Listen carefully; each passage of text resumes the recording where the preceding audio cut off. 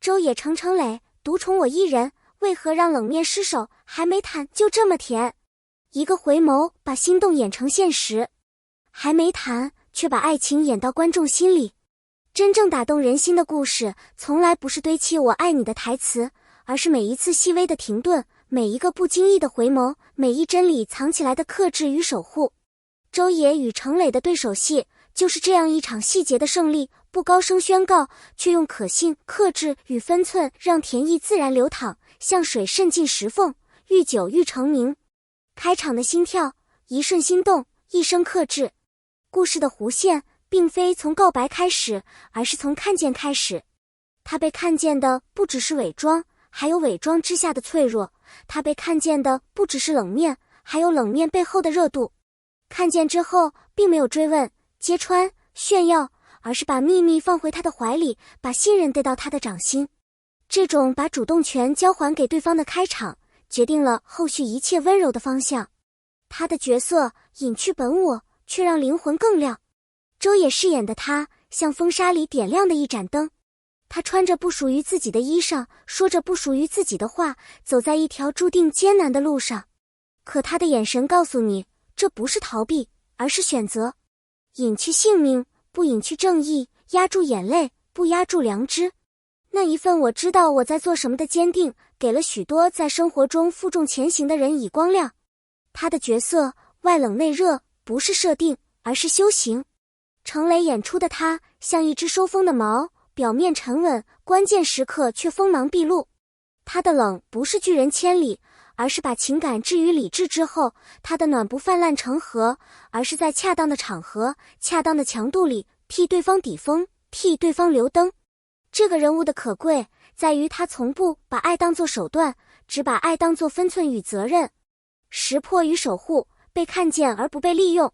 当他识破他的真实身份，那一秒的眼神，是整段关系的基石。识破如果用来胜过对方，变成了权力；用来接住对方，才叫成全。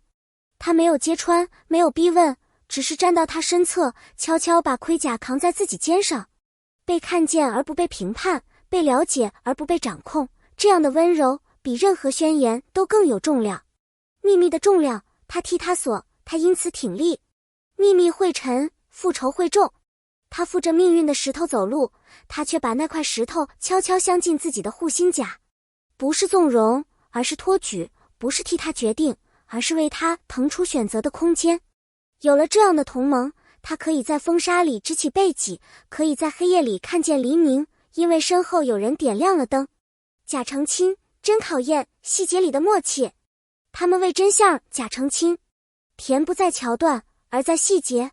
他递茶的自然，他接杯的习惯，他在廊下替他挡风，他在室内替他留灯，他装作不在意，他一本正经的配合。所谓夫妻相，并不在称呼里，而在日常的互为回应里。你向前一步，我就向前半步；你转身时，我正好在这儿。独宠我一人，一句炫耀，击碎冷面。当他在人前半真半假地说出那句这样出类拔萃的男子，却偏偏独宠我一人，他恰好听见。冷峻中有裂纹，嘴角第一次失手。那一弯笑意，不是胜利的得意，而是被接纳的心安。观众也在同一瞬间松了口气，原来沉默里真的住着答案，克制里原来也长着花。周也的锋利与柔软，同框而不相互抵消。周也的表演像一把会呼吸的剑，遇险时他的目光利落，步伐坚定；遇见他时，锋芒收起，眼底泛光。声音谈及军情时干脆利落，落到情感处又轻柔含蓄。他不靠用力过猛求存在感，而以层次与节制让角色自然生长。风与柔并置，呈现的不是矛盾，而是完整的人。程磊的冷与暖，在眉眼与分寸里流动。程磊的冷是把预言的温情先放进袖子，他的暖是把最恰当的体贴落在最需要的时刻。他不抢戏，不求快，用眉眼的小幅变化交代内心的潮汐，用克制的肢体画出安全的边界。他以行动替台词发声，让尊重与暧昧并存，让可靠与心动同在。镜头的物理学，半步、侧影与30场无声。甜不是堆糖，而是时间、角度与距离的科学。半步的克制，给观众留出呼吸，侧面的守护，让情感不被直白消耗。30场无声陪伴，胜过3分钟的激烈表白。镜头一旦在他们之间定格，观众的心跳也会跟着定格，因为看见的不只是2张脸，而是2条生命的互相靠近。反差与互补，盔甲与火焰的共存。他果决，他稳重，他以风破局，他以盾守护。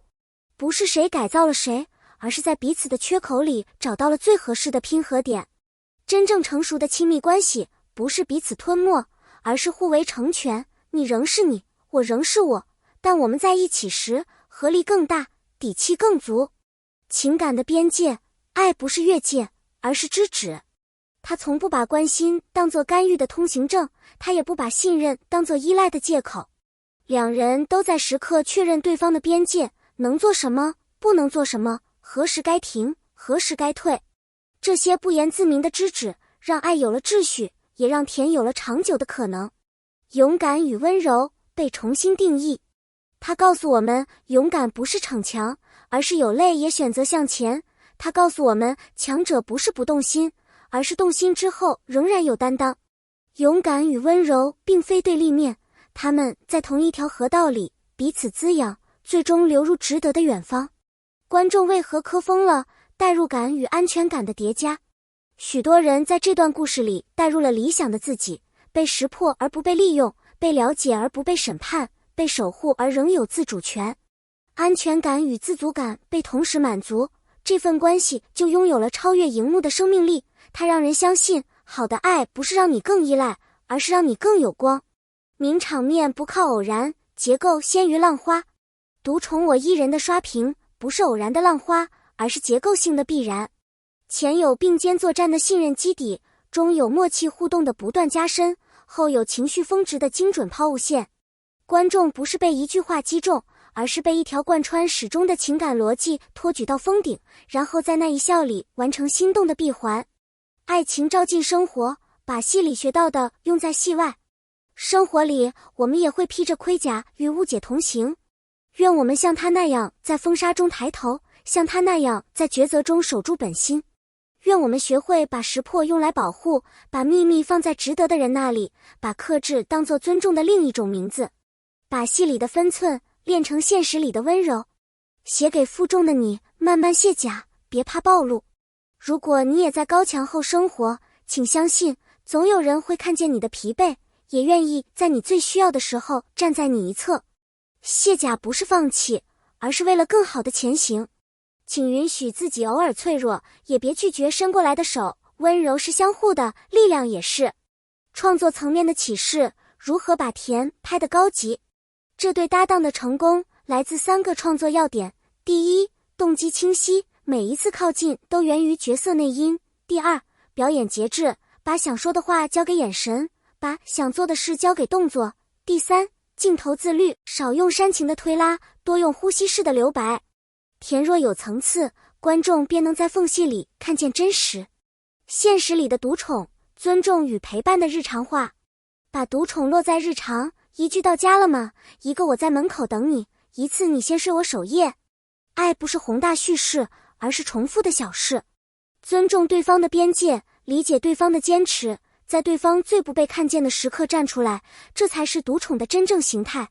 他们为何还没谈就已很甜？因为他们在表达之前先练成了倾听，在靠近之前先修好了边界，在守护之前先学会了尊重。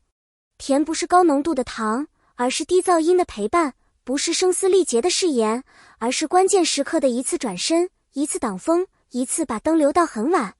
从识破到守护，从秘密到信任。当独宠我一人被意外听见，冷面裂开，心动巨现。可真正让人难忘的，不是这句话本身，而是走到这句话之前的步步脚印，识破后的克制，守护中的分寸，秘密里的担当，信任里的自由。他们用无声的日常，演绎了最有分量的爱，不张扬，不夺目，却在每一个需要的时刻出现。感谢与互动，感谢你读到这里。若这段文字让你想起了某个瞬间或某个人，欢迎在评论区留下你的感受。你最心动的片段是什么？你如何理解被识破、被守护、被尊重的爱情？如果这些内容带给你启发，请点个赞，订阅一下，并把它分享给也需要力量的朋友。你的每一次留言与互动，都是我继续创作的动力。再次感谢，期待在评论区看见你。